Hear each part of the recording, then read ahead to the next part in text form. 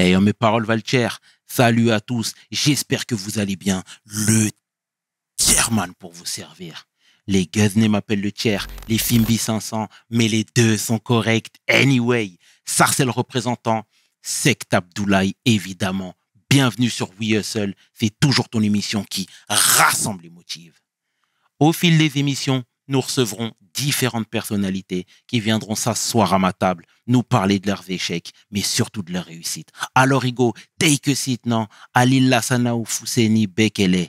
Mais Nikele Bana ou Bébé, ça c'est du Bombana. PDG New Dem, ça c'est du Wolof. Let's get it. We hustle, baby.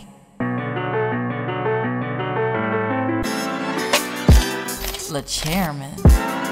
We hustle, baby.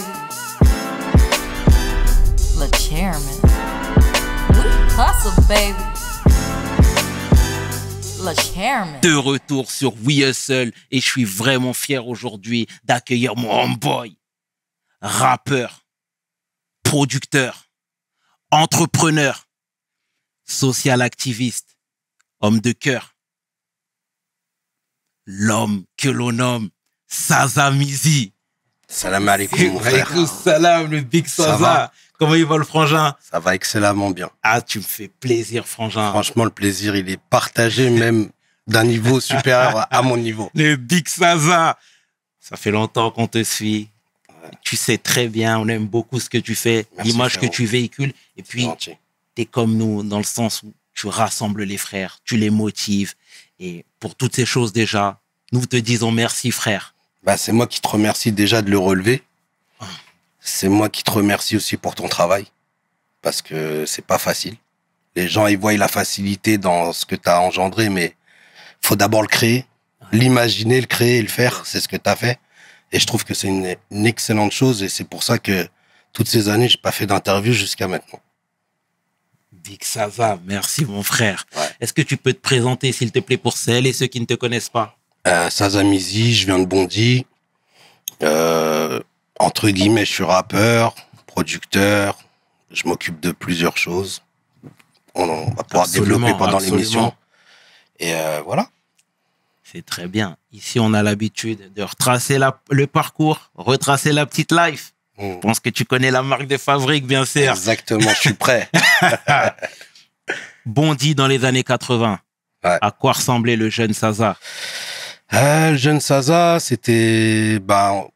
je suis issu d'une famille nombreuse. Je pense que tu le sais. Quand j'étais jeune, scolairement parlant, c'était bon. Très bon même. Après, le fait est que j'ai fait du foot.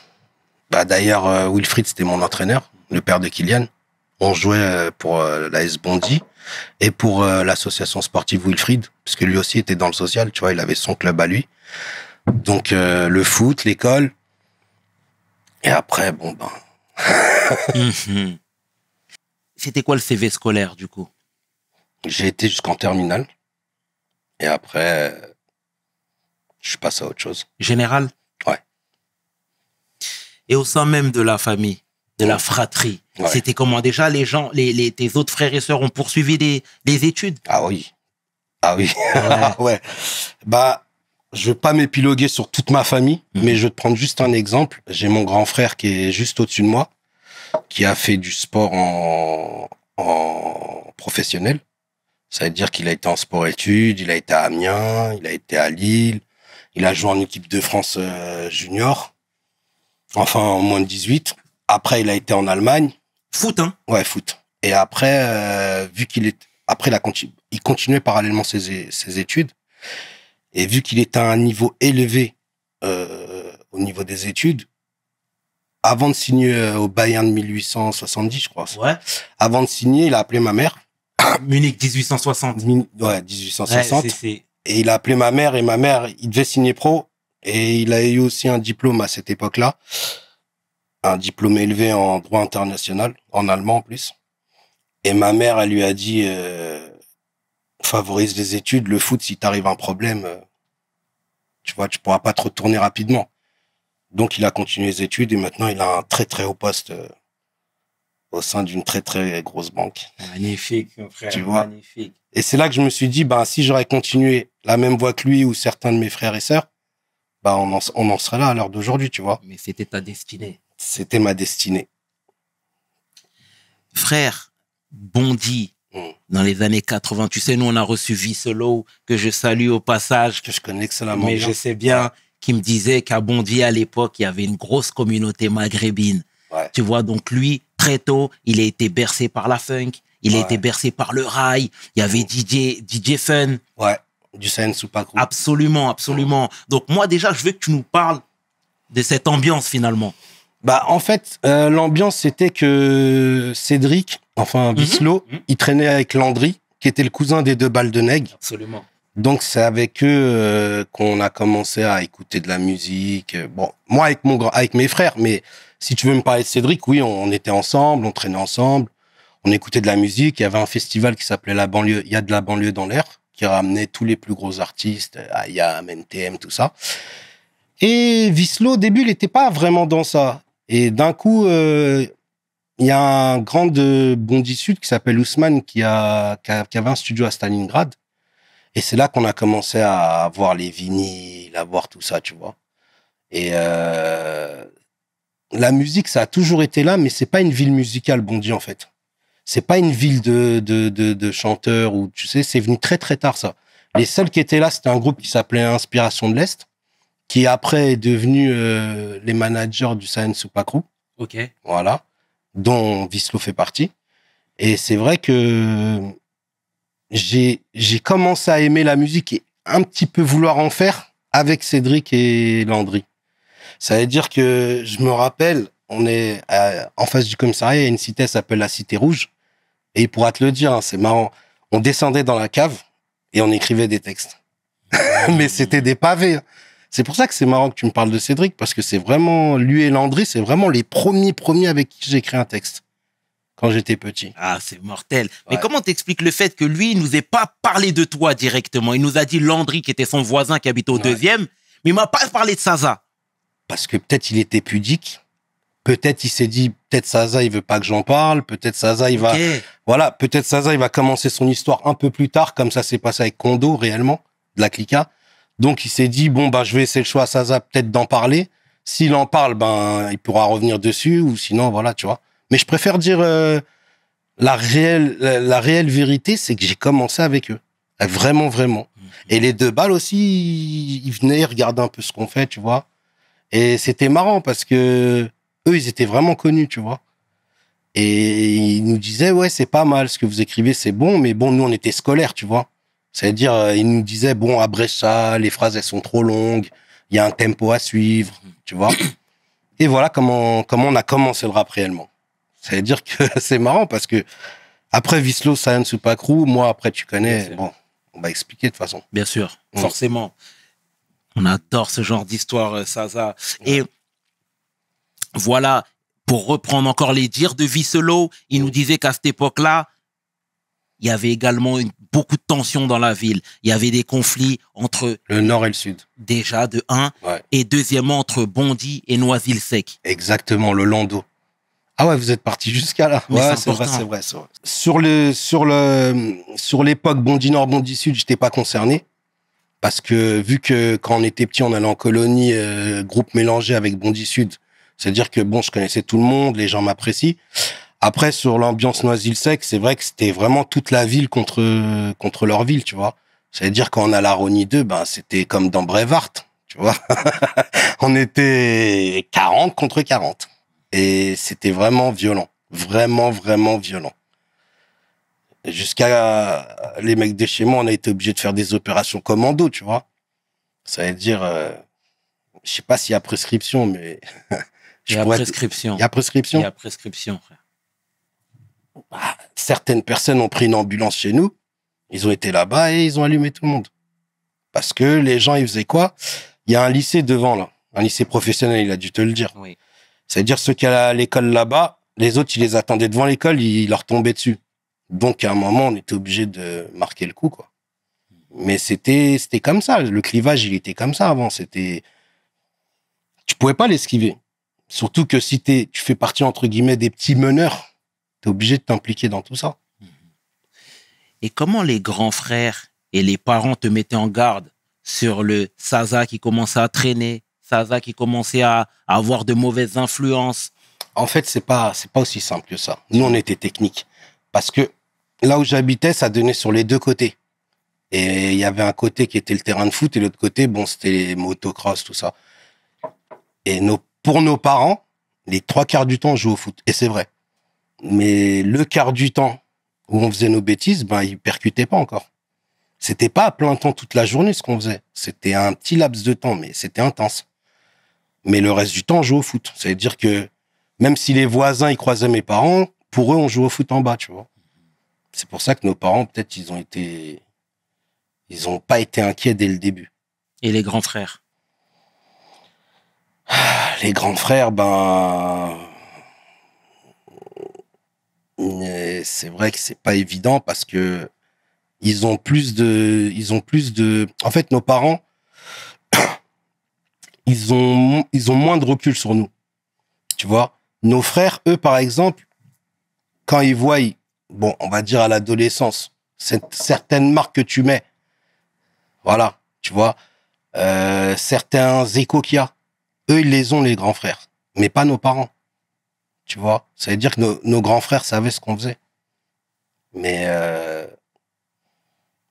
c'est injustifiable en vrai, tu vois, mais c'était comme ça. On a grandi sur pas un trouble de la personnalité, parce que chez nous, nos parents, ils pouvaient pas se rendre compte de ce qu'on faisait. Parce qu'on rentrait, on était tête baissée, respectueux, on aidait à faire les tâches ménagères. Ouais. Donc, les parents, ils peuvent pas imaginer que t'es en train de faire le gangster dehors, tu vois. Et nos grands frères, ils nous prévenaient. Il y a un moment, ben, quand il te prévient et il voit que ça fonctionne pas, ben, il lâche prise. Il lâche pas prise par lâcheté, il lâche prise parce qu'il sait que t'as une personnalité, il sait que t'es intelligent et si tu dois te manger un mur, ce sera de ta faute, c'est pas de la sienne. Et les grandes sœurs? Elles étaient au bled. Ça veut dire que sur ça, j'ai eu de la chance.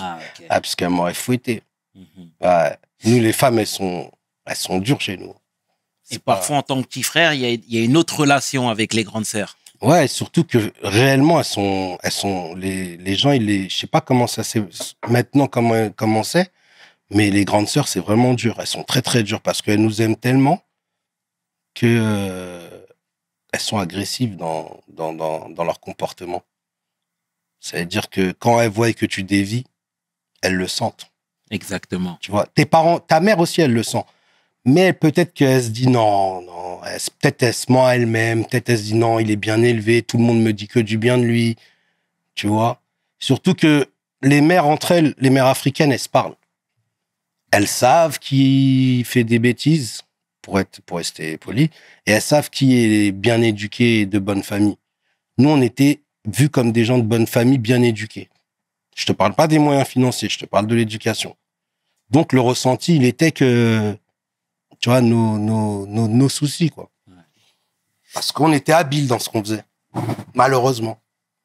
Et le rap dans tout ça, alors? Le rap,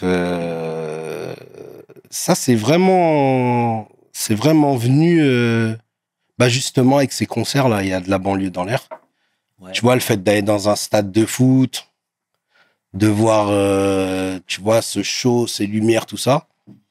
Puis on s'est dit, on peut le faire, tu vois.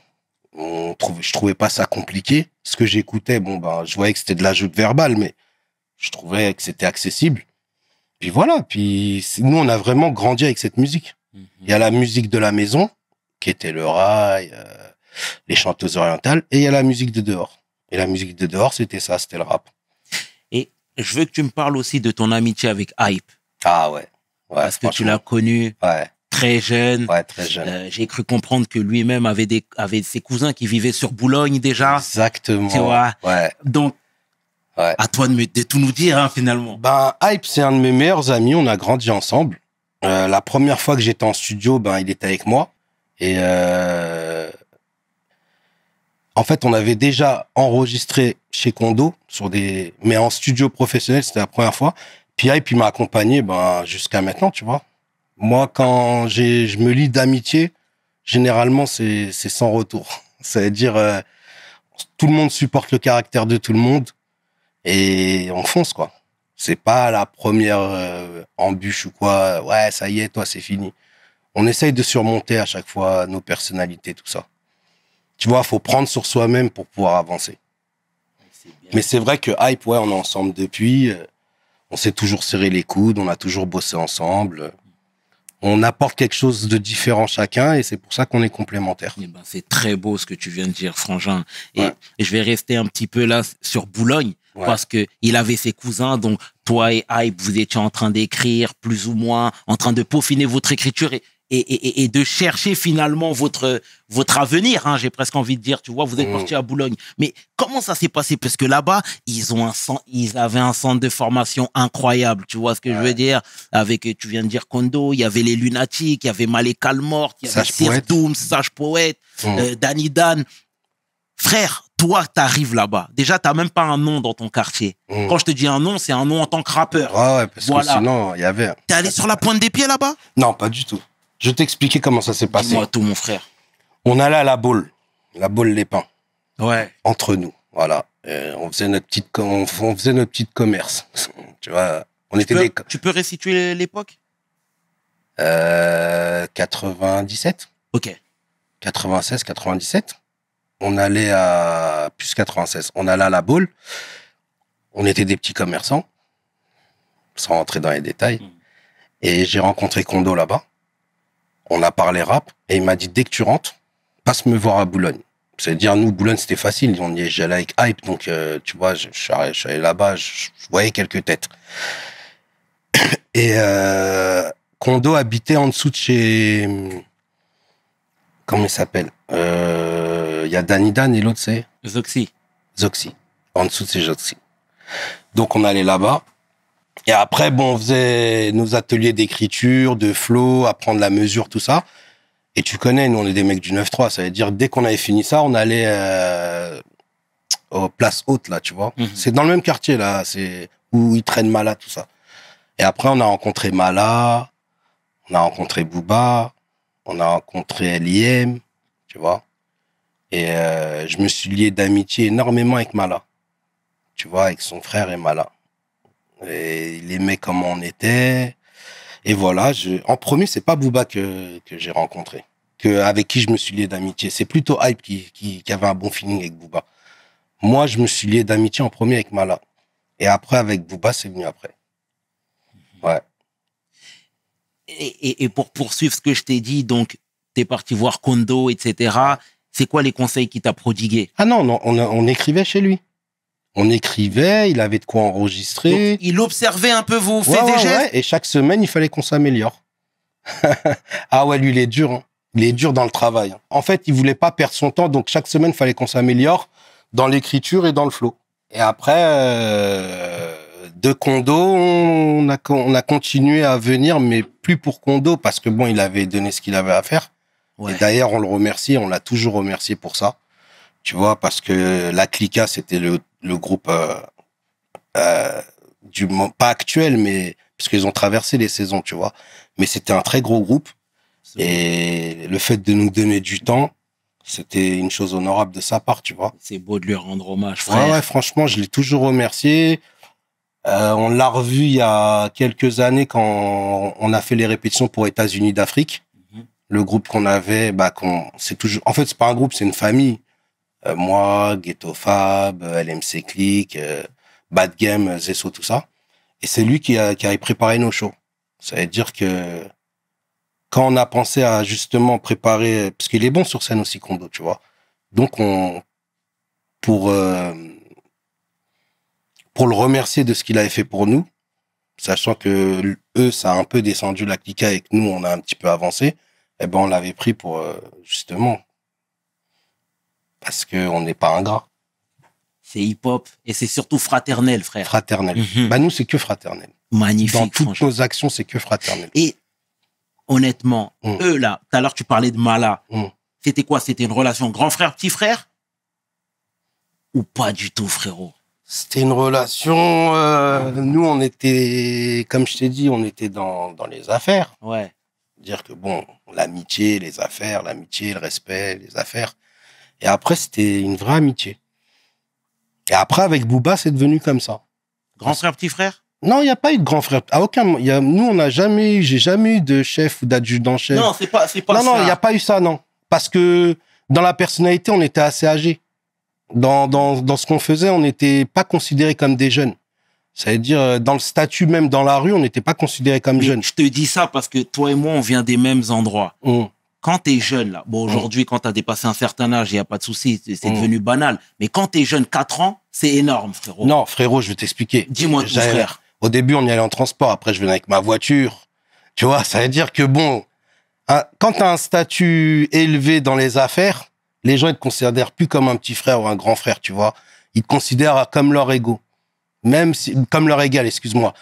Ça veut dire qu'il n'y a pas eu cette sensation de viens, je t'aide ou viens. Non, non, non, non. Non, on n'était pas dans on était d'égal à égal. Ça veut dire le respect, il était partagé, l'amitié a été partagée. Et jusqu'à maintenant, ça n'a pas bougé. Même en ce qui concerne Booba, ça a jamais changé, en fait. Magnifique, frangin. Ouais. C'est beau. Et toi, c'est à partir de quand que ta vie a commencé à t'échapper?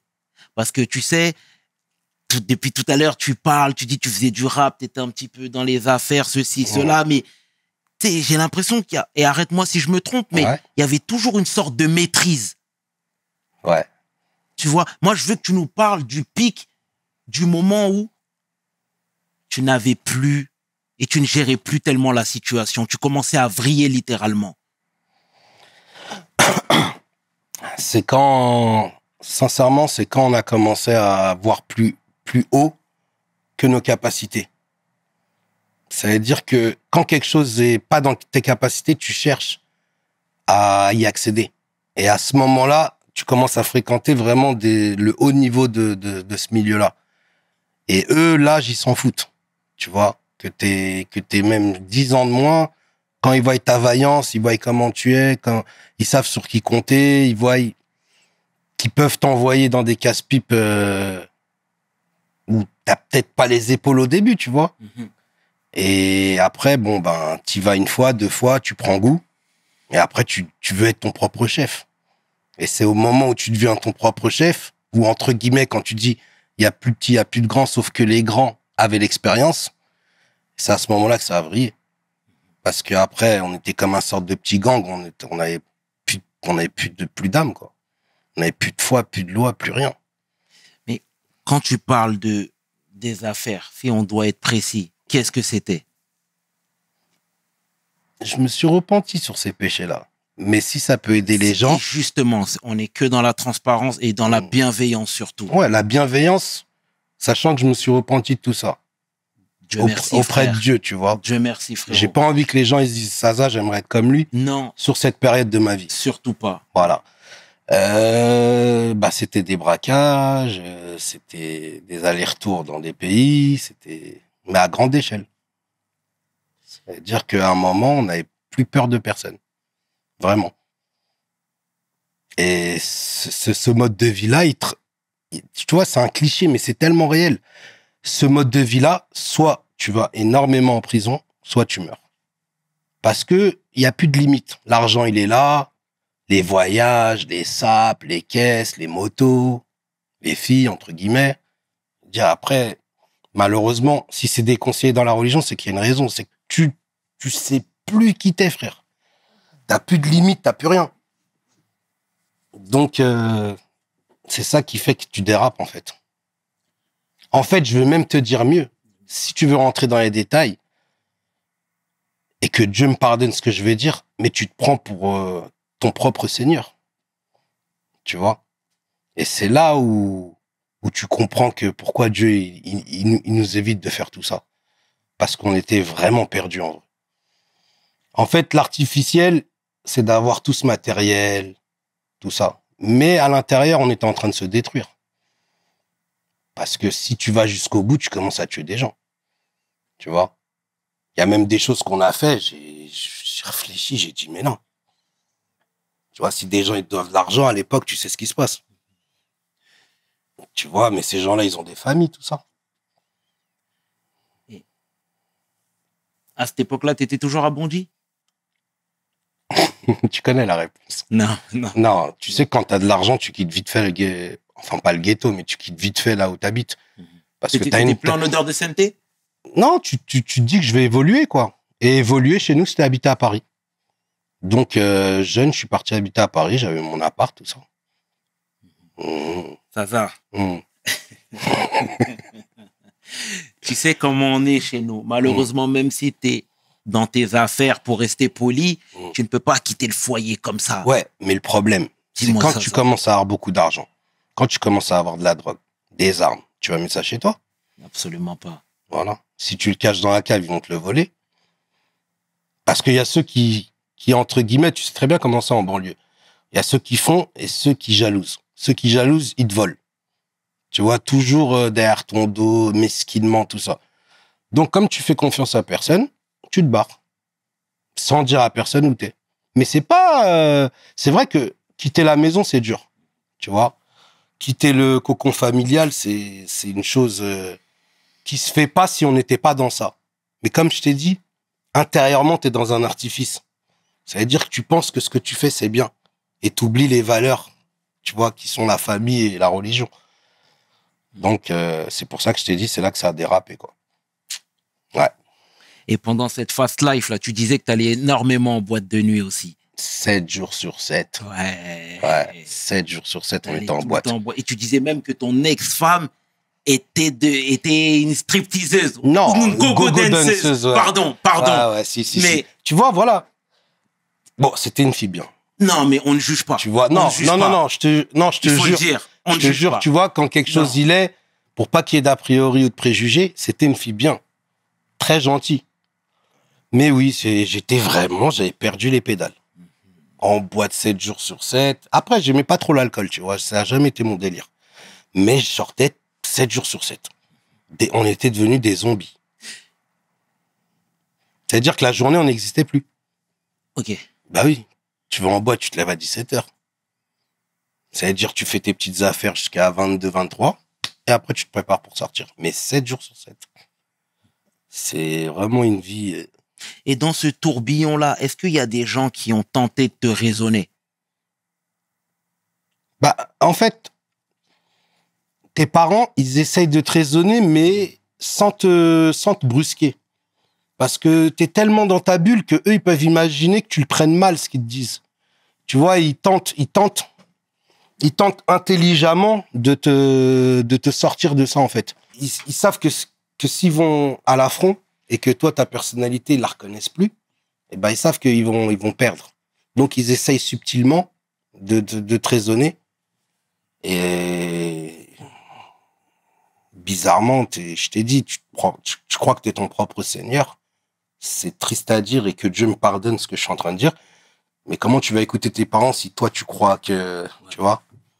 Et c'est ça le pouvoir nocif de l'argent à grande échelle.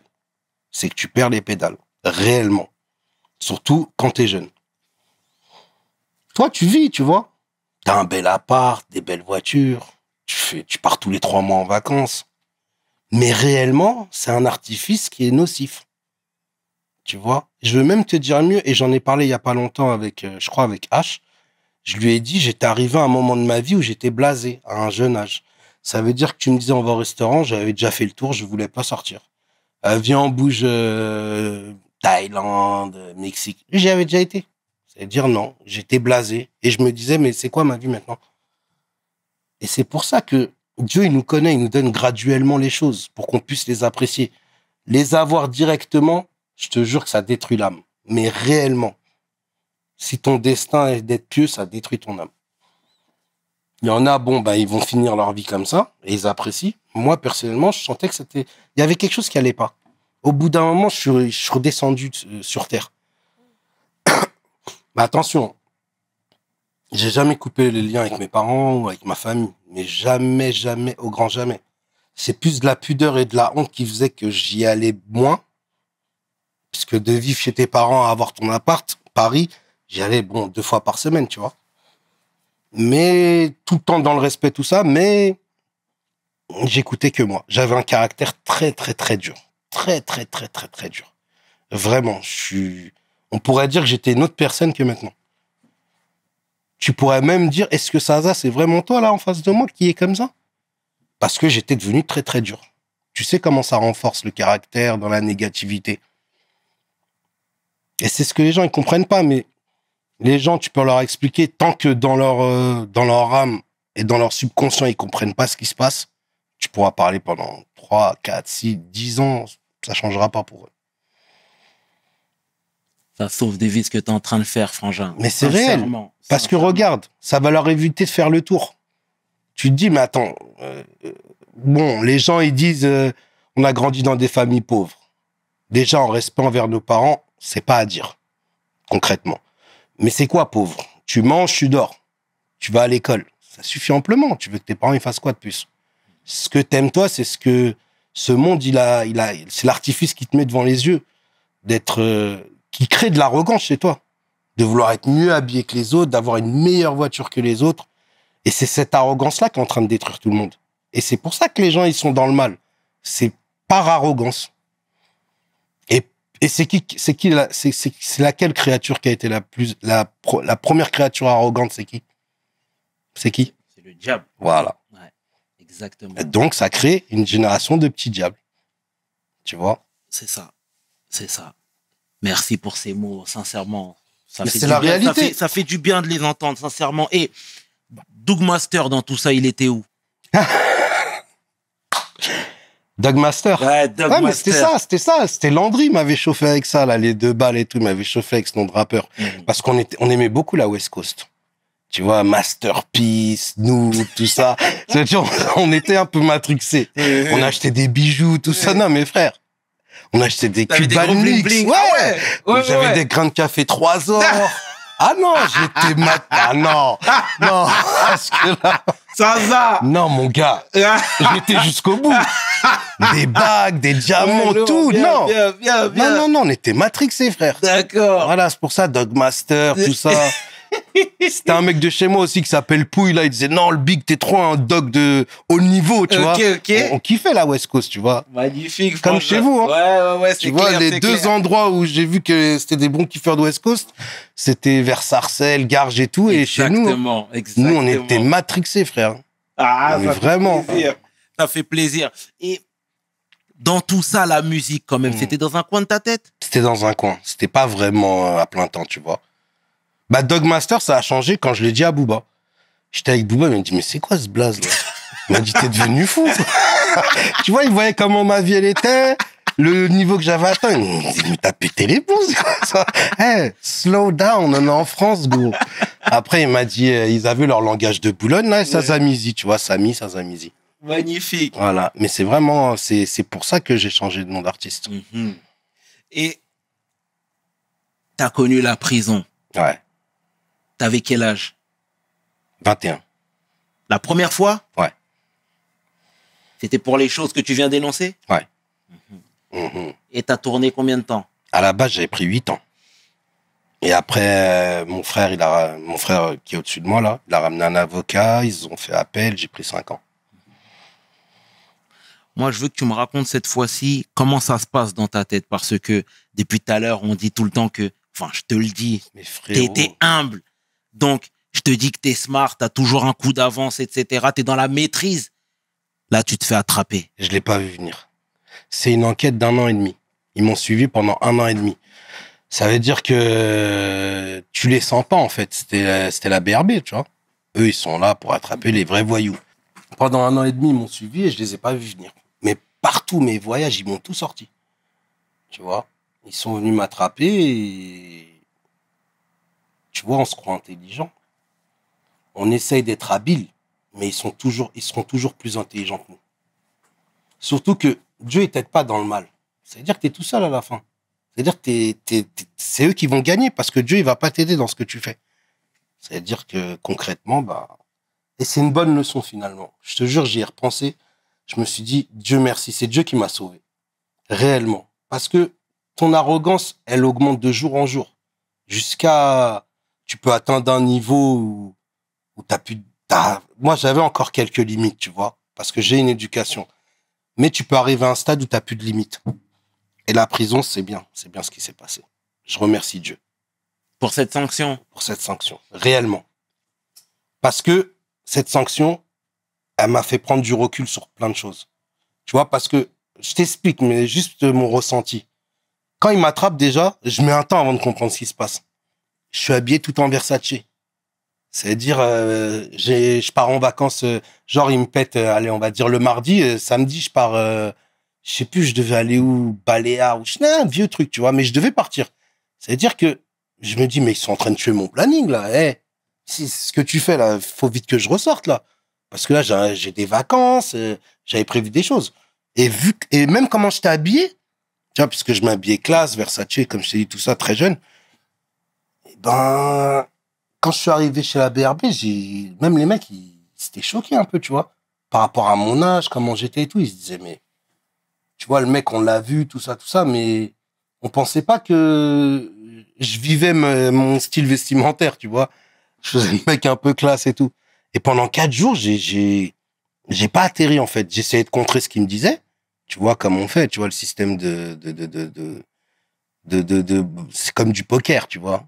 T'essayes de voir ce qu'ils savent, et toi, t'anticipes ce qu'ils ont, et tu moulines là-dessus. Mais c'est quand je suis arrivé en prison, j'ai compris que ça y est, c'était bon, c'était... En fait, je voulais leur expliquer, mais j'ai une vie, en fait. J'ai de l'oseille, j'ai ça, laisse-moi sortir. Mais c'était impossible. Eux, en fait, ils ont suivi moi. Ils m'ont suivi moi, et moi, c'était facile, parce que comme je t'ai dit, j'étais avec la danseuse. Oui. C'est-à-dire que quand je changeais de téléphone, toutes les 3 semaines, 2 semaines, 3 semaines, ben, ils avaient toujours le numéro de la fille avec qui j'étais. C'est-à-dire, c'était bête, en fait, tu vois. Et pendant 4 jours, ils avaient déjà ce qu'ils avaient, mais ils voulaient absolument que je balance des gens. Et pendant 4 jours, ils m'ont dit, tu donnes un seul nom, on dit que c'est en anonyme, on va chercher la personne et tu ressors. On mange pas de ce pain-là. Let's go. Et dire, j'arrive à Bois d'Arcy, je suis habillé tout en Versace, ils sont en jogging, ils ont cru que je sortais de boîte de nuit. Alors que je sortais de 4 jours chez la BRB. Et la réaction de la famille cette fois-ci? Déçu. Parce que je veux même te dire mieux, j'ai réussi à faire croire à un moment que c'était l'argent de la musique. Tu vois? Ça veut dire que j'étais rentré dans un cursus où je me mentais à moi-même, donc j'arrivais facilement, aisément à mentir à mes parents, tu vois. Donc, je faisais croire que c'était des contrats, de la musique. Tu vois, comme je fréquentais, j'étais avec l'escadrille, j'étais avec des groupes qui passaient à la télé sur M6, j'étais dans des clips. C'est-à-dire, c'est plus facile de dire, ah bah tu vois, oui, là, je fais ça. Et après, bon, ben la déception. Mais j'ai une bonne réaction. La première, c'est de m'excuser auprès de mes parents. Tu vois, ils sont venus la première fois et je leur ai interdit de revenir. Voilà. Pour pas subir cette humiliation. Et t'es le seul, toi, de ta famille qui a connu le milieu carcéral? Ah non. Je vais pas parler des péchés de mes frères, mais je suis pas le seul. Ah bah non. Malheureusement. Non, je suis pas le seul. Tu sais, il y a un jour, MC Jean Gabin, il disait un truc très juste. Il disait que nous, les jeunes, étions la raison pour laquelle nos parents souffraient tellement. Dans la mesure où même les gens qui sont dans l'illicite, qui font du business, etc., ils vivent toujours sous leur toit. Donc, il y a les perquisitions qui se passent à la maison. Les parents voient des choses qu'ils ne devraient pas voir, etc. Moi, je veux que tu nous mettes en alerte déjà sur tout ça. Non, mais sur ça, j'ai été bon parce que comme ils me suivaient, j'habitais à Paris et les seuls endroits où j'étais, c'est chez mes beaux-parents puisque j'y étais souvent. Okay. Mais chez mes parents, ils savaient qu'il se passait rien, tu vois. C'est-à-dire que mes parents, ils ont pu esquiver ça. Là. Parce qu'ils savaient pertinemment que je n'habitais pas à Bondy, vu qu'ils me suivaient. Donc c'était pourquoi tu voulais qu'ils aillent à Bondy? Ils sont censés être pointus, c'était la BRB de Versailles. Eux, ils vont dans toute la France, c'est vraiment l'élite, tu vois, de la brigade de répression du banditisme. Okay. Donc quand ils viennent, ils savent pourquoi ils sont là. Ils vont pas aller perdre leur temps, tu vois, pour te saccager mentalement, aller chez tes parents, tu vois. Et tu sais, on a reçu Youv aussi, que je salue au passage chaleureusement, qui nous disait que lui, quand il était incarcéré, il avait plein d'amis dehors. Mais quand il est tombé, alors là, il n'avait pas reçu énormément de soutien. Toi, de ton côté, comment c'était? Dans un premier temps, même dans un deuxième et dans un troisième temps, j'avais pas besoin des gens. J'avais besoin de ma famille pour le soutien moral, mais j'avais pas besoin réellement des gens, tu vois. Et quand t'attends rien de personne, t'es pas déçu. Après, des gens de eux-mêmes qui m'appréciaient, ils m'ont envoyé de l'argent. J'avais mes frères. Moi, je fais pas partie des familles où tu dis, ouais, mon frère, c'est un traître. Ouais, mon frère, il a oublié. Ouais, la famille, on la choisit pas. Non, mes frères, ils étaient là. Ils étaient au top. Mais je te parle même pas que d'une Des aide amis. financière, hein. Ouais. Des courriers, des visites. En fait, quand t'es dans une affaire comme la mienne, t'as pas le droit à trop de visites. Ok. Ils refusent quasiment tout. C'est-à-dire, il y avait mes parents, mais après, je leur ai interdit de venir. Il y avait ma copine et il y avait mes frères. Le reste, je voulais pas les voir. Tout ce qui était féminin, déjà, chez moi, je voulais pas les voir. Ma sœur, tout ça, je voulais pas. Et il y avait mes frères qui s'occupaient de moi. Mais bien. C'est-à-dire, j'ai pas ressenti cette amertume envers les gens, tu vois. Puis après, on était beaucoup à tomber, tu vois. C'est-à-dire, il y a beaucoup de gens de mon équipe qui sont tombés pour d'autres choses. Mais pas pour des peines comme la mienne, des petites peines. Mais c'est vrai qu'ils étaient là. Moi, j'ai pas souffert de... Même si je n'avais pas besoin des gens, je n'ai pas souffert de « Ah, c'est des traites. Ah, c'est comme ça quand on est en prison, il n'y a plus personne. » Moi, j'ai pas vécu ça, en fait. Je me la suis... J'ai eu un temps de réaction, je t'ai dit, qui était de sortir tous les jours, d'aller en vacances, d'être bloqué d'un coup. C'est ça, j'ai mis du temps avant de l'assimiler. Mais à partir de ce moment-là où je l'avais passé, ça y est, c'était tranquille. Tu vois, j'en voulais à personne. Puis, mais réellement, si j'avais besoin de quelque chose, les gens, ils me l'auraient envoyé. Et dans ton malheur, qu'est-ce que tu t'es dit? Tu t'es dit, en ressortant, je laisse tout ça de côté, ou en ressortant, je serai plus malin? En ressortant, dans un premier temps, je serais plus malin. Mais vu que j'ai eu le temps, pendant les années où j'étais en prison, de bien étudier la religion, eh ben, en fait, c'est bizarre. Tu vas pas tout lâcher pour la religion, mais tu vas être pudique avec Dieu, donc en fait, ça va être dégressif. De comment j'étais avant de rentrer et quand je suis sorti, il restait quand même quelque chose.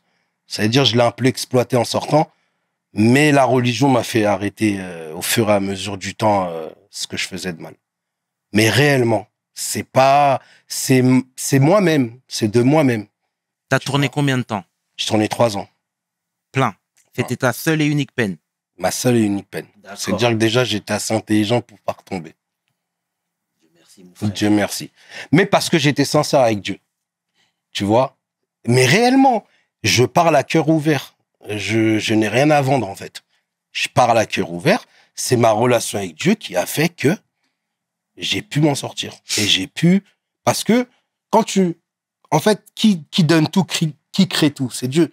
Tu vas demander aux gens et tu vas faire des choses malhonnêtes. Mais si tu demandes à Dieu à cœur ouvert, ben, au fur et à mesure, ta vie va s'améliorer. Et elle s'est améliorée. En sortant, j'étais pas comme je suis maintenant. J'étais encore un petit peu dans le dur. Tu vois? Mais vraiment. Mais pas dans l'atteinte à la personne comme les braquages. J'étais dans autre chose. Je l'ai fait quelques années. Et après, au fur et à mesure, je commence à avoir honte. Et surtout, j'ai appris une chose. Et une chose essentielle. C'est quand un imam, je l'ai pris à part, je lui ai posé toutes les questions de la terre. Et il m'a dit, tu sais, ta subsistance, c'est un ange qui l'inscrit sur ton front au bout du 3e mois, quand tu es dans le ventre de ta mère. Et tu n'auras jamais plus, tu n'auras jamais moins. Tu n'auras jamais plus, tu n'auras jamais moins. Donc, je me suis dit quoi? Tout ce que je devais avoir, mon risque, comme on dit, c'est la subsistance, je suis en train de l'avoir dans le mal. Pourquoi je l'aurais pas dans le bien? Tu vois? J'ai même travaillé. Hein. En sortant, j'ai travaillé chez Orange, carrément, avec Youssoufa. Youssoufa, ouais. Ouais, je travaillais chez Orange avec Youssoufa. Bon, j'avais mon petit business là-bas quand même, tu sais, tu connais ton gars. Mais même, tranquille, je vendais un peu de bœufs, tout ça, tranquille. Mais vraiment, tu vois, c'est là que je vois qu'on est intelligent. J'ai ramené un bac et j'ai pu travailler comme les autres. Alors que la sélection, elle était très, très dure et j'ai réussi à rentrer chez eux. Tu vois? Parce que je voulais travailler. Tu parlais du fait que tu as appris ta religion, parce que c'est ce qu'il te fallait à ce moment-là précis. Mais c'est ce qu'il faut pour tout le monde. Absolument, je suis d'accord avec toi. Ouais, mais ouais. là, dans le dur, c'était ta délivrance. C'est la délivrance. Est-ce qu'il y a des gens qui t'ont mis le pied à l'étrier ou qui t'ont poussé dans cette voie-là? Bah, Ou mes c'était parents. un travail? Non, je te parle de la période où tu étais incarcéré. Mm. Est-ce qu'il y a des personnes qui t'ont dirigé vers cette voie-là? Pas du tout. Ok. C'est venu de moi-même. C'est comme une voix intérieure qui commence à se réveiller, en fait. C'est quelque chose qui... C'est intense, ce que je veux te dire, mais ça vient quand tu dors. Tu vois des belles choses, tu vois une autre version de toi-même qui te donne envie. Et je sais pas, ça t'amène, ça te tire, en fait. C'est comme si Dieu, il t'appelait. Mais pas, il t'appelle d'une voix sourde. C'est pas quelque chose qui vient et qui te parle dans la tête. C'est quelque chose c'est une essence en toi qui commence à s'élever. Tu vois, je te dis comment je l'ai ressenti, hein. C'est vraiment, ça m'a tiré, en fait. Et tu as fait le tri dans ton entourage. Tu parlais de ta copine, la danseuse. À contre-cœur, on s'est séparés. Pas à contre-cœur, si, parce qu'on s'entendait excellemment bien. Elle est venue toute ma peine. Tu vois, elle me ramenait mes vêtements, elle s'occupait de moi, tu vois. Et voilà, après, les choses, elles ont fait que on s'est séparés. C'était ta destinée, frère. C'était ma destinée. Et Zaza, ça me fait plaisir déjà de converser avec toi, hein. Merci sincèrement pour ce témoignage. Et t'es sorti, tu disais que tu as travaillé chez Orange, etc. Et le rap dans tout ça, parce que c'est le fil rouge un peu de ta vie, hein, j'ai presque envie de te dire. Justement, je sors, je vois Booba, on se voit beaucoup. Et tu vois, j'étais pas encore prêt. Tu vois, et lui, il commençait, je crois, c'était à l'époque de Westside, je crois. Il commençait à s'élever au niveau de la musique. Mais il était déjà bien, mais tu vois, il s'élevait financièrement, il s'élevait au niveau du paysage rap. Et quand il me demandait à moi, t'en es où? J'étais pas vraiment prêt. Tu vois, à chaque fois, il me disait, mais fais-moi écouter des trucs et tout. Mais j'étais pas prêt. Moi, j'avais la bande BM, tu vois, je lui montrais que j'étais en place. Mais j'étais pas prêt. Ça veut dire qu'au bout d'un moment, il me demandait plus, tu vois. Et après, j'étais avec l'Escadrille. Tu vois, c'était beaucoup plus facile parce que lui, tu vois, il est dur avec lui. En fait, dans le travail, il est dur, Booba. C'est pas de la rigolade. Il va pas faire un truc avec toi pour te faire plaisir. Soit tu viens, tu travailles et on en tire quelque chose. Soit si c'est pour t'amuser, pour rigoler, reviens quand t'es sérieux, tu vois. Donc, j'ai tourné avec l'Escadrille. J'ai vu les tournées, j'étais avec eux, tout ça. J'ai fait un morceau dans leur album. Et là, c'est bon, je me suis dit, c'est bon, je commence à être professionnel, tu vois. Donc, j'ai commencé à enregistrer de mon côté et j'ai commencé à accumuler beaucoup de morceaux, tu vois. Et Sean et Alpha, au bout d'un moment, ils m'ont dit, surtout Alpha, non, je crois que c'est Sean ou Alpha, je sais plus c'est lequel. Il m'a dit, mais ça sert à quoi d'accumuler des morceaux? Il m'a dit, commence à les sortir. J'avais pas de chaîne YouTube, j'avais rien du tout. Et Alpha, il faisait son film, tu vois, African Gangster. Et je lui avais donné un morceau de mon album qui s'appelle Braquage à Africaine, avec Mr. You, AP, tout ça. Et c'est là où vraiment je me suis lancé moi pour moi, tu vois. Là, avant, j'étais avec l'Escadrille. Et après, je me suis lancé moi, tu vois, Zaza Mizi, pour mes trucs à moi. Parce que être avec l'Escadrille, c'est tirer un peu de leur force. Mais là, sur Braquage à Africaine, c'était moi, personnellement, qui me jetais dans le grand bain, tu vois. Et c'est là que ça a commencé. C'est quand Alpha et Sean, ils m'ont dit, mais arrête d'accumuler des morceaux, commence à en sortir. Tu sais, on s'était vu à Tremblay, où tu sais, on avait conversé et tout. Et je sais plus, au détour d'une conversation, tu m'as dit, mais Alpha, c'est mon frère. Sur la carte d'identité, si tu regardes bien, on a le même nom de famille. Ouais. Tu vois, j'ai explosé de rire. Vraiment. Tu vois ce que je veux dire? Mais je veux même te dire mieux. Dis-moi tout, frère. Même sur les vêtements, c'est Alpha qui m'a aidé. Alpha, à tous les étages, il a été là. Alpha, bon, il habitait à Bondy déjà. Mais Alpha et Sean, ils m'ont aidé dès le début. Dis-moi tout, frère. Ça veut dire que Alpha, il m'a montré le business des sapes.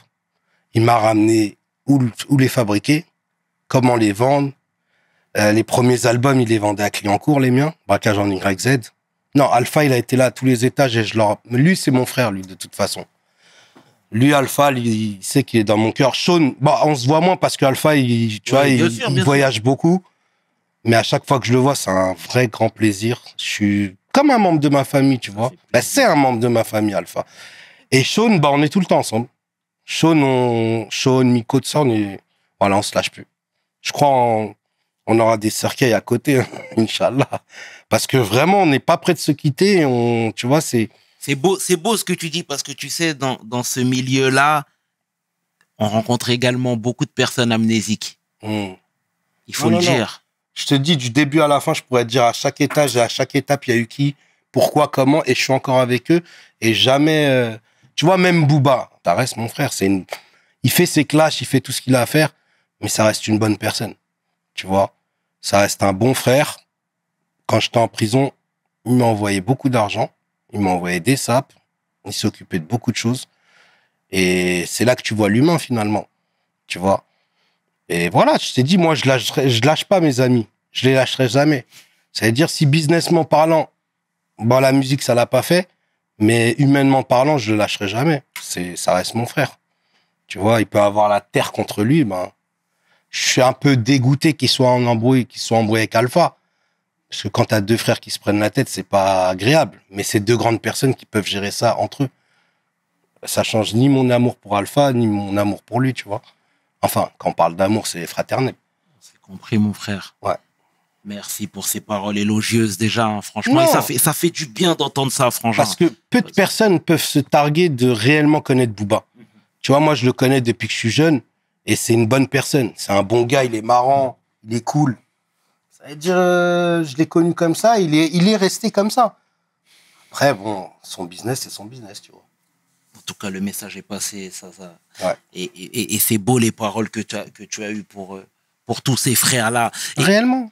toi, tu as avancé. Tu sais, moi, ce qui me faisait plaisir, même quand je regardais tes anciennes interviews, etc., c'est que tu étais précis dans les détails, tu vois. Tu te disais, voilà, là, j'ai ma marque de vêtements maintenant. Tu vas voir comment c'est brodé. Je serai l'unique. Je suis allé la faire là. Et en fait, moi, j'ai trouvé ça ingénieux. Et surtout, on voyait la passion même dans tes yeux. Tu vois ce que je veux dire? Tu faisais pas les choses dans l'à peu près. Je le dis vulgairement, mais tu m'as compris. Tu vois ce que je veux dire? Toi, est-ce qu'il y a des personnes qui t'ont inspiré, justement, dans le professionnalisme? Bah, en fait, le fait d'acheter de la haute couture, Ok. voilà. Le fait d'acheter de la haute couture, ben, t'essayes pas d'atteindre ce segment, mais t'essayes de t'en rapprocher. Ça veut dire, je peux pas aller acheter un t-shirt, les marques à l'époque, c'était bon, Versace, tout ça. Je pouvais pas aller acheter des t-shirts de qualité et vendre des t-shirts de basse qualité aux gens. Tu vois? Ça veut dire que je me suis toujours dit, si je le fais, je le fais. Et puis même, réellement, dans la religion, t'as pas le droit de tromper les gens. Ça veut dire que si tu vends quelque chose et que c'est pas de qualité et que tu le vends au prix de la qualité, c'est une tromperie. Ça veut dire que moi, j'ai toujours cette base de religion, hein. Même quand j'étais un peu, tu vois, où j'ai dérapé, il y a toujours eu une base qui s'est accrochée à moi. Tu vois, il y a toujours une base. Elle est partie à un moment, mais elle est pas partie, elle a diminué. Ok. Mais j'ai toujours cette base. Ça veut dire que même dans le commerce, j'ai toujours été réglo. Que ça soit dans le mal ou dans le bon, tout ce que j'ai fait dans le commerce, je l'ai toujours bien fait. Tu vois, j'ai jamais trompé personne, j'ai jamais arnaqué personne, tu vois. Donc, maintenant qu'on est dans des affaires licites et qu'on est dans les vêtements, bah, j'ai toujours essayé de faire le maximum de ce que je pouvais faire en minimisant les marges. Ça veut dire que quand les gens ils fabriquaient des t-shirts à 7 euros, ils les vendaient 30 euros. Moi, je les payais 14 euros parce que je voulais le meilleur coton, je voulais la meilleure impression. Et je comprenais pas pourquoi les gens, non, les gens ne comprenaient pas pourquoi ça marchait pas. Mais frère, un t-shirt que tu laves 3 fois, tu vois, qui devient Ouais. tout griffé, tout grippé, et moi, tu peux le laver 100 fois, ça bouge pas, entre guillemets. Bah, c'est ça qui a fait la différence et qui a fait que ça a marché très, très fort. Ma marque GB Paris, elle a marché très, très fort. Réellement. Magnifique. J'ai jamais eu un stock sur les mains. J'ai jamais eu un stock qui me reste sur les mains. Sazamizi. Je te C'est jure. magnifique, frère. Mais Merci. c'est pour réel, ça. hein. C'est beau. Merci pour ces précieux conseils, frangin, sincèrement. Et tu sais, T'étais dans ton grind. Ici, c'est le terme qu'on utilise pour dire que t'étais dans ton hustle, dans ton travail, dans ta débrouillardise. Il y avait Cor qui venait de chez toi aussi, Cor. Ah, c'est mon cousin. Bien sûr que je suis au courant. Ah ouais. Mais pourquoi t'as pas frappé à sa porte directement? Parce que lui et Booba, c'est la même personne pour moi. Dans le sens où Cor, il est tellement exigeant que si je veux frapper à sa porte, faut que je sois à 100% dans la musique. Ok. Voilà. Je peux pas aller le voir avec de l'à peu près. Et c'est pour ça que j'ai pas travaillé avec lui jusqu'à là. On travaille ensemble parce qu'il a vu que j'étais sérieux dans la musique. Mais à l'époque, tu vois, on était un peu dans tout, tu vois. On était dans la musique, on vendait des voitures, on faisait. Et eux, ils sont vraiment exigeants. Donc, mon cousin, je sais pas si tu le reprendras en interview, il a suivi de près tout ce que j'ai fait. Tu vois, il a même été à un concert, il me l'a ressorti la dernière fois, il m'a dit, je te rappelle, t'étais monté, t'avais drapeau de l'Algérie à Blanqui dans une fête de quartier, tu vois. Et il m'a dit, tu sais que j'étais là et tout. Je lui ai dit, mais non, je devais avoir, sans mentir, 16 ans. Tu vois, c'était vraiment les débuts. J'avais un texte, je le faisais partout, tu vois. Je le ponçais. Et tu sais, dès que tu vois, je le faisais, j'étais vraiment, je crois que c'était sur l'instru de DMX. Ok. Quel son?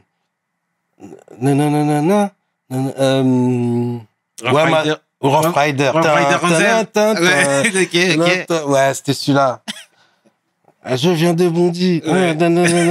Dogmaster MC. Ouais, je me rappelle. Et je le ponçais, je le faisais partout. Et il m'a rappelé ça, là, pas longtemps, on en rigolait. Et réellement, tu vois, il faisait ses compiles, il faisait ses BO, il développait des gros artistes. Et moi, j'étais pas vraiment à fond dans le rap. Ça veut dire frapper à sa porte. Pour moi, c'était inutile parce que je savais ce qu'il allait me dire. Soit tu fais de la musique et tu fais que ça, soit ça sert à rien de venir me voir. Et ils ont raison. Hein. Et il a raison. Faut dire la vérité. Là, il a vu que j'ai bossé. Ah bah oui. Il m'a dit, viens, on se voit, viens, on discute. Mais il a toujours été là. Cor, c'est vraiment... Tu vois, en plus, c'est quelqu'un de très, très intelligent. C'est quelqu'un... Bah, tu sais, il a fait monter beaucoup de gens. Bien sûr. Faire monter sa famille, c'est son plus grand plaisir. Mais il a senti que j'étais pas vraiment dedans. Donc, c'est pas grave. Le temps, il est passé et il avait raison. Comme Booba avait raison. En tout cas, le message est passé, Zaza. Et voilà, tu t'es débrouillé, t'as fait ton petit bonhomme de chemin. Ouais. Et dans tout ça, t'es devenu papa. Ouais. Tu vois, toi déjà, c'est à quel âge que t'es devenu papa pour la première fois? Je suis jeune, tu sais. C'était à 26, je crois. D'accord. Ouais. 25, 26. Toi, bon, aujourd'hui avec Internet, hein, aujourd'hui les enfants pourront se documenter, hein, forcément, mais t'aimerais que tes enfants sachent qui était le jeune Zaza? Bah, j'ai 2 garçons, j'ai 2 filles. Les garçons, ça me dérange pas, mais les filles, ça me dérangerait, tu vois. Donc, ouais, je préfère pas. Je préfère qu'ils aient l'image de leur père accompli. Tu vois. Et je leur donne un certain mode d'éducation. J'ai envie qu'elles respectent ça et qu'elles restent sur l'image qu'elles aient. Tu vois. J'ai gommé au fur et à mesure du temps les problèmes que j'avais intérieurs, tu vois. Sur les pulsions, sur l'arrogance, sur tout ça. Et je préfère qu'elles soient sur l'image qu'elles aient maintenant et que, même si je ne doute pas qu'elles verront l'interview, tu vois. Après, bon, bah, c'est pas grave, peut-être elles apprendront quelque chose. Et c'est ton histoire. C'est mon histoire. Mais si je peux esquiver ça, je l'esquive. Je te mens pas. Est-ce qu'avec le recul, il y a des choses que tu ferais différemment? Bah, dans le contexte, tu penses que tu as raison quand tu le fais. Tu vois? Donc, si je l'aurais fait différemment, je sais pas, je peux pas te dire. J'ai regretté des actes, tout ce qui était violence, tout ça. Mais dans d'autres choses, je prenais ça comme un butin de guerre, tu vois. Donc, je sais pas, je reconseillerais pas de faire ce que j'ai fait. Mais après, se mentir à soi-même pour avoir un bon discours ou avoir un bon discours pour se mentir à soi-même, moi, je déconseille aux gens de vivre cette vie-là parce que la fin, c'est la même pour tout le monde. Personne n'est meilleur que personne. Personne n'est plus intelligent que personne. Personne n'a créé l'eau chaude. Donc, tu veux suivre un cursus, attends-toi à ce que tu fasses souffrir les gens. Attends-toi de souffrir toi-même. Attends-toi de la solitude. Alors que concrètement, il y a des choses beaucoup plus simples. Tu vois, tu prends un petit travail, tu dors bien. Parce que tu dors pas, hein. Tu dors pas quand tu as cette vie-là. Tu donnes l'impression de bonheur, mais réellement, tu ne dors pas. Et franchement, être apaisé, ça n'a pas de prix.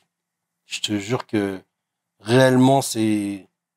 Donc, concrètement, la meilleure chose à faire, c'est d'être dans la droiture. Totalement d'accord. Et tu sais, aujourd'hui, il y a un phénomène qu'on voit plus fréquemment dans nos banlieues, c'est des gens perdre la raison. Tu vois, c'est un phénomène qu'on voit, mais vraiment, vraiment, vraiment fréquemment, tu vois. Je sais pas si toi, c'est quelque chose que tu peux constater, des gens qui étaient totalement lucides, qui finissent en HP. Parce que tu sais pourquoi? Dis-moi tout, mon frère. Les drogues, elles ont changé. Parce que les drogues, elles ont changé. Avant, les drogues, c'était du shit, de la bœuf. Maintenant, je peux t'en dire au moins 40 des drogues. Et les gens, ils ont aucune limite. Bah, déjà, juste les ballons. C'est quoi cette folie? Les ballons, j'arrive pas à comprendre. Je peux tout comprendre, tu vois, pour pas faire l'arriéré. Mais cette drogue-là, je comprends pas. De s'envoyer de l'azote comme ça dans le cerveau, je sais pas comment t'expliquer. La cocaïne est plus facile d'accès. Je veux dire, il y a la coke, il y a le crack, il y a l'héroïne, il y a les extas. Bon, les extas, il y avait à l'époque, mais c'est plus la même chose maintenant. C'est-à-dire, les drogues, elles ont changé. Et nous, on n'était pas excessifs réellement dans tout ça, tu vois. On pensait quand même à faire de l'argent. Et encore, il y avait encore le statut quand même des grands qui conseillent. Je te parle de grands, c'est 15 ans de plus que toi, tu vois. Là, maintenant, il n'y a plus ça. Et maintenant qu'il n'y a plus ça, il n'y a plus de limite, il n'y a plus de repères. Tu vois? Quand ils ont commencé à dire, oh, il n'y a plus de petits, il n'y a plus de grands, bah, c'est là que ça a commencé à dégénérer, si tu regardes bien. Parce que quelqu'un qui est livré à soi-même en groupe, ça peut que foncer dans le mur. Donc, c'est ça, à mon avis, ce qu'on n'a pas pu percevoir sur l'immédiat et qui est devenu ce que tu as dit, c'est changement de personnalité. Exactement. Tu vois? Et c'est pas en train de s'arranger. Tu vois? Mais les réseaux, c'est vraiment, comme TikTok, tout ça, c'est vraiment nocif. Franchement, c'est la porte ouverte à tout et n'importe quoi. Nous, on n'avait pas Internet. C'est-à-dire, déjà, on était moins tentés. Et comment, toi, aujourd'hui, tu t'arrives à mettre en garde tes enfants sur le monde qui nous entoure? En fait, mes enfants, dès le début, je les élève dans la religion. Mais vraiment, vraiment, vraiment. Et je fais en sorte qu'ils manquent de rien. C'est-à-dire, s'ils manquent de rien et qu'ils aiment et qu'ils craignent Dieu, il ne peut rien leur arriver. Mais réellement, il n'y a personne dehors qui peut être au-dessus de Dieu dans leur tête. Ça veut dire que si ils ont été élevés et c'est ancré en eux, ils auront de l'intelligence, de la force et de la douceur. Ils n'auront pas besoin de l'amour des gens. Ils seront tout le temps dans une recherche de satisfaction personnelle. Dans la mesure où, alhamdoulilah, ils travaillent tous bien. À la maison, ils manquent de rien. Ils partent en vacances assez souvent. Et on leur donne énormément de temps et d'amour. C'est-à-dire que finalement, t'as quoi à aller chercher dehors? À part tes amitiés scolaires, ce qui est normal, tes voisins. Mais ils n'iront pas chercher ce qu'il n'y a pas à la maison. Tu vois? À la maison, ils ont tout ce qu'il faut. Et je pense que, ça encore, je remercie Dieu, c'est ce qui fait que ils peuvent pas dévier. Tu sais, nous, on a dévié parce que aussi, on était un peu en freelance, tu vois, à la maison, il y a du monde, tout ça. T'arrives à, tu vois. Mais c'est pas comme nos parents. Nos parents, ils ont travaillé, tu vois. Ils rentrent, ils sont fatigués. Toi, t'es là. Tu vois un petit moment de faiblesse, tu te barres. Nous, il n'y a pas de ça avec nous, tu vois. Nous, c'est au taquet, frère. Tu rentres de l'école, tu prends ton goûter. Montre-moi tes devoirs. Tu vois. Il y a un suivi. Et puis surtout, on leur apprend à aimer Dieu. Mais réellement. Tu vois. Pas en leur parlant comme on se parle entre nous, mais on y va progressivement. Tu vois. Bah déjà, le fait, quand ils sont petits, on les fait dormir avec le Coran. C'est-à-dire que quand il n'y a pas le Coran, ils ont du mal à dormir. Déjà, ils commencent à s'habituer à avoir de l'amour, tu vois. Et après, on leur explique les préceptes. Et puis, vu que c'est sain, ben, ils apprécient. Tu vois? Mais surtout, c'est notre part à nous de travailler dur pour qu'il manque de rien. Un enfant qui manque de rien, il a rien cherché ailleurs. Tu vois? Et c'est réel, hein. Tu vois? Si un enfant, tu sais, mes enfants, je leur demande, là, des fois, je leur dis, tu veux quoi? Ils savent plus quoi me répondre. Ils ont tout. Dire qu'est-ce que tu veux qu'ils aillent chercher dehors, finalement. Et puis, c'est pas comme nous. Nous, c'est vrai qu'on était beaucoup dehors. Et, par contre, les réseaux, tout ça, c'est niette chez moi. Ah non, non, je te le dis. Je te le dis. Déjà, les téléphones, c'est après l'adolescence. Et il n'y a pas de... Tu vois, tout est surveillé. Les codes, les trucs, tout. Si vraiment il y a un réseau social, je veux avoir le code, je veux savoir ce qui se passe. Mais ça va, tu vois, Dieu m'a donné des enfants doux et gentils. Alhamdoulilah. On les embrasse en tout cas, ça. Ah, merci. C'est bien, tu fais Non, plaisir. ils sont doux et gentils, tu vois. Leur mère aussi, elle est douce, elle est gentille. Tu vois, ça fait des dizaines d'années que je suis avec elle. Et tu vois, c'est ça les cadeaux de Dieu, en fait. Tu vois, quand je t'ai dit, j'ai lâché tout ce qui était illicite pour essayer la droiture, je me dis que Dieu m'a donné une femme bien et des enfants doux, tu vois. Et c'est la réalité, frérot. Tous ceux qui me connaissent, mais moi, mes enfants, tout le monde les aime. H, il pouvait me prendre la dernière et la kidnapper, la garder pour lui, il le ferait. Tellement ils aiment mes enfants, tu vois. H, ouais. On les embrasse, en tout cas, les enfants. Ça fait plaisir. Et on te sent ému même quand tu parles de ça. Non, c'est vrai, je te jure, c'est magnifique. J'ai la chance d'avoir des enfants bien élevés, magnifique, en bonne santé, alhamdoulilah. Et tu vois, sur ça, je me dis, bon, ben, avec la vie que j'ai eue, j'aurais peut-être mérité des enfants durs. Mais Dieu, il m'a épargné ça, tu vois, parce que c'est une sincérité que j'ai. Et on les embrasse une énième fois, Frangin. Et tu sais, c'est une belle transition que tu nous fais là, parce que tu nous as parlé de H22, qui est un artiste que tu produis. Avec qui je bosse. Avec qui tu bosses, que tu produis aussi. Il faut le dire. Non, moi c'est pas méchant, c'est la réalité. Non, je veux dire un truc. J'ai un rôle de grand frère, moi. Moi, je rentre pas dans ça parce que bon, c'est pas qui regarde cette émission. Non, t'as capté. J'ai compris. Mais on a un rôle, non, moi, j'ai un rôle de grand frère. Je suis un rôle de grand frère. En tout cas, on s'est compris. Mais quoi qu'il en soit, ce qui me fait plaisir, c'est que là, tu bosses avec H22. Ça se passe très bien entre vous. Juste avant l'émission, on a vu même qu'il t'avait appelé, il te demandait des petits conseils, etc. Et ça, c'est magnifique, Frangin. Mais finalement, c'est très mérité. Tu sais pourquoi? Parce que toi, tu as fait ton petit bonhomme de chemin et tu travailles toujours en solo, en indé, etc. Tu as vu des gens te passer devant, mais tu as toujours eu des paroles élogieuses. Ouais. Tu n'as jamais été celui qui allait, je le dis vulgairement, mais rager. Non. Celui qui allait... manquer de respect délibérément. Et aujourd'hui, c'est une belle récompense et c'est une deuxième carrière. Et je te dis ça, mais en te disant ça, je pense notamment à Sean. Tu vois ce que je veux dire, mon homeboy. Et en vérité, tout ça, moi, ça me fait plaisir, frère. C'est mérité. Raconte-moi, s'il te plaît, la connexion entre H et toi. Bah, en fait, moi, au début, y a Sean qui est avec Freeze. Sean, tu connais comme on est. Moi et lui, on est inséparables. Et il me dit, j'ai un petit frère avec qui je bossais et tout. En plus, il t'a dédicacé dans un morceau. Tu vois, moi, j'étais un peu sur... je connais pas tout dans la musique. Je rencontre Freeze. C'est un choc pour moi parce que ça fait longtemps que j'avais pas pris une claque comme ça. Réellement, tu vois. Parce qu'on connaît vraiment toute la musique. On apprécie vraiment... beaucoup de gens. Mais Freeze, c'était quelque chose de spécial, tu vois. Et Sean, il me dit, bon, ben, on va bosser ensemble et tout. Et moi, après, comme je te dis, comme avec H, comme avec Nair et tout, je prends quand même mon rôle de grand frère avec Freeze, tu vois. C'est-à-dire, c'est toute la vie, nous, c'est pas que la musique. Tu vois, Sean, c'est vraiment la partie business profonde, tout ça. Mais moi, Freeze, je le prends vraiment comme mon frère. C'est-à-dire, je suis là à tous les étages pour lui, tu vois. Je peux être là pour n'importe quoi, on est ensemble, jusqu'à aujourd'hui, ça se passe très très bien. Et après, Freeze, il me présente H.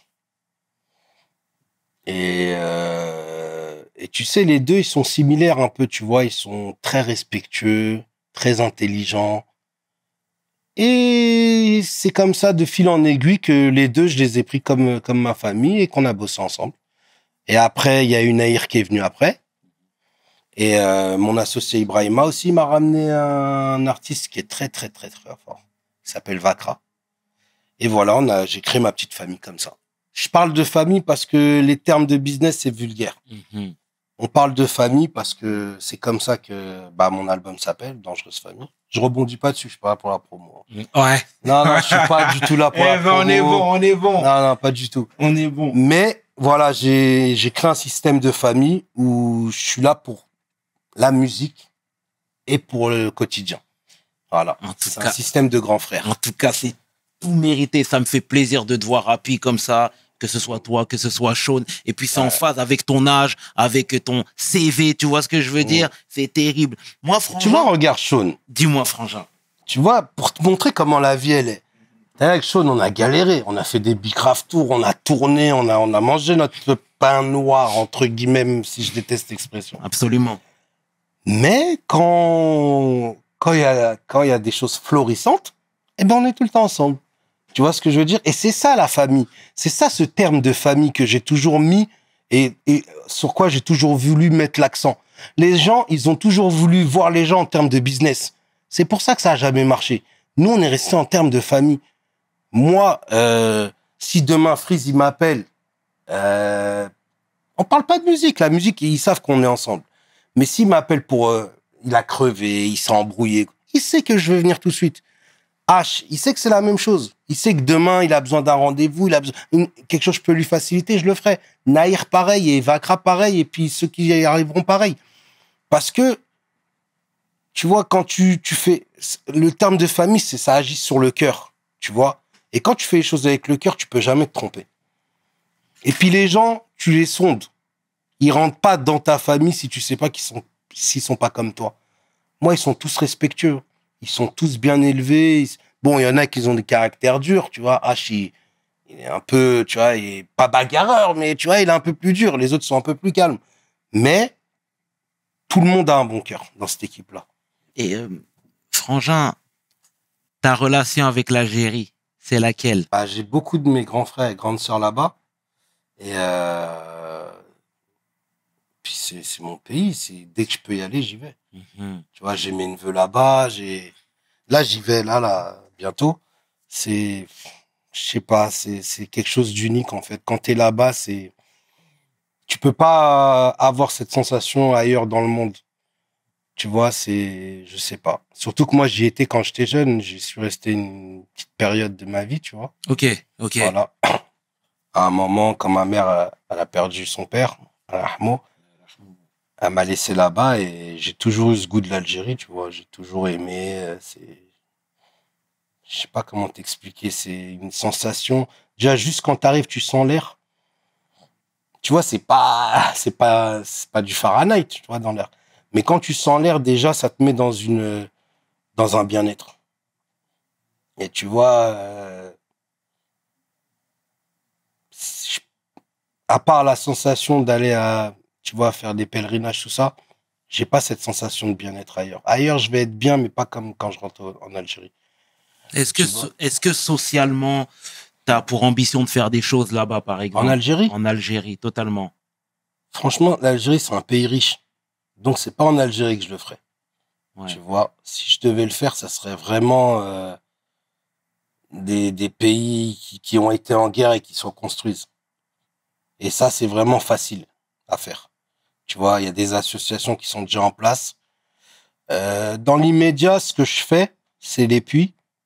Tu vois, parce que c'est facile d'accès, c'est facile à créer. Mm-hmm. Mais l'Algérie, moi, je suis de grande ville en plus. C'est un pays riche, on va pas se mentir. Il n'y a pas réellement une grosse pauvreté en Algérie. Ouais, mais il y a des coins plus reculés. Mais tant mieux. Tant mieux. Je te mens pas, tant mieux. Ils n'ont pas accès à la perversion, entre guillemets. Mm-hmm. C'est-à-dire, ils ne veulent pas des choses qu'ils n'ont jamais vues. Ouais, mais là, je parle des besoins de première nécessité, Ils par les exemple. ont, ils les ont, frérot. Ok. Ils les ont. Il y a les Sahraouis, ça vivent dans le désert. Ceux qui vivent dans, entre guillemets, Douar, les villages, ils sont organisés dans leur village.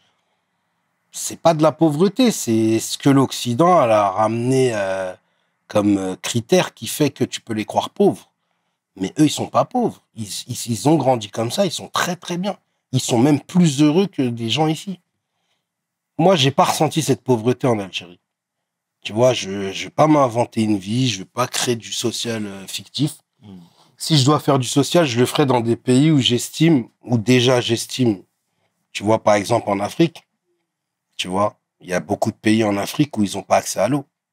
Mais réellement. Et c'est prouvé. Ça veut dire que quand je fais une action, faut que tu m'expliques réellement ce qui se passe. Si je peux pas me déplacer, je veux que tu sois à mes yeux. Je veux que tu m'expliques ce qui se passe. Tu vois, pour pas qu'il y ait d'abus. Après, il y a les pays où j'aimerais aider, c'est les pays qui sont attaqués, tu vois, comme l'Irak, tu vois, tous ces pays-là où les gens ils ont plus rien, il y a des camps, les camps c'est la déchéance là-bas, il y a plus rien. Eux vraiment, tu peux dire qu'ils ont rien du tout, tu vois. Les villages, ils ont grandi comme ça, ils ont vécu comme ça. Mais ces gens-là, ils vivaient dans des villes, ils allaient à l'école, et d'un coup, il y a plus rien, il y a même plus d'hygiène. C'est ça que j'aimerais plutôt aider, tu vois.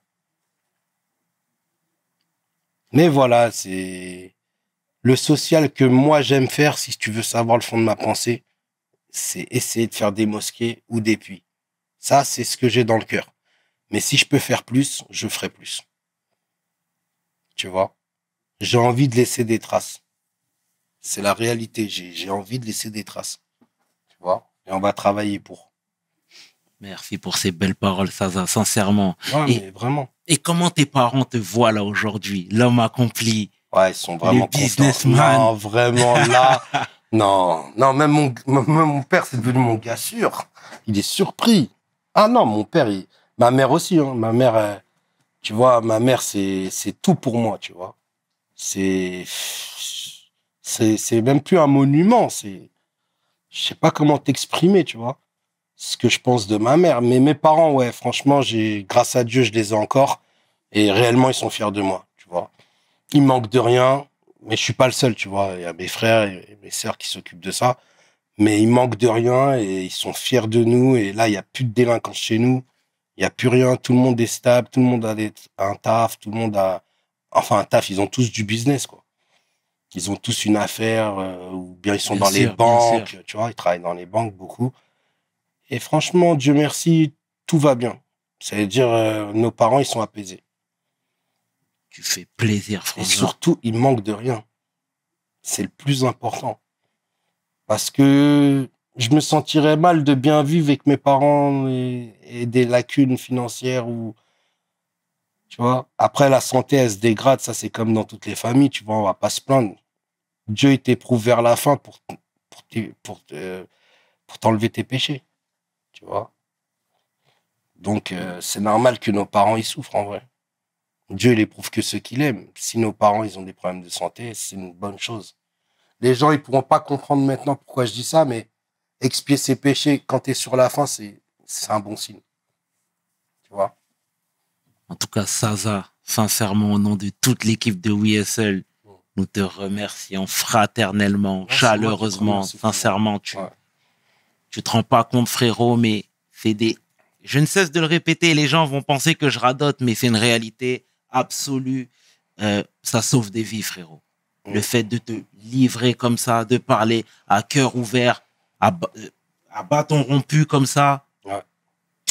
Bah, c'est pour ça qu'on avec le ce fait, genre hein, de finalement. paroles, on peut qu'avancer, frère. Ouais. Bah, surtout que les jeunes de maintenant, ils ont la tête dure. S'ils voient que tu as été plus loin qu'eux et que tu en es à ce stade-là, ils se disent, mais pourquoi s'ils sont intelligents, mais pourquoi je vais aller perdre mon temps alors que la finalité, ça va être ça? Absolument, frère. Tu vois? Absolument, Saza. Et moi, ce que je souhaite réellement, c'est qu'ils se rapprochent réellement de Dieu. C'est le seul exutoire. Il n'y a que ça qui peut les sauver. Parce que tu t'éduques toi-même. Même si tes parents t'ont bien éduqué, tu t'éduques toi-même au fond de toi. Tu vois? Et puis ça t'élève. Et puis tu es plus heureux. Et puis c'est plus concret, c'est plus stable, c'est plus solide. Et tu peux, en plus, attendre quelque chose dans la vie d'après. Tu vois? Et la vie d'après, c'est ce pourquoi on est ici. Tu vois? Cette salle d'attente-là qui nous fait prendre des chemins, tu vois, escarpés. Au final, si on arrive à reprendre le droit chemin, on peut espérer le paradis et c'est éternel, tu vois. Et quelle meilleure finalité, finalement. Zaza, merci infiniment pour tes mots, sincèrement, mon frère. C'est moi qui te remercie, frérot. C'était le tiers et 500. Tu peux inverser. Les deux sont corrects avec mon homeboy. J'ai nommé le Big Zaza pour We Hustle. Mes paroles valent tiers. Peace. We hustle, baby.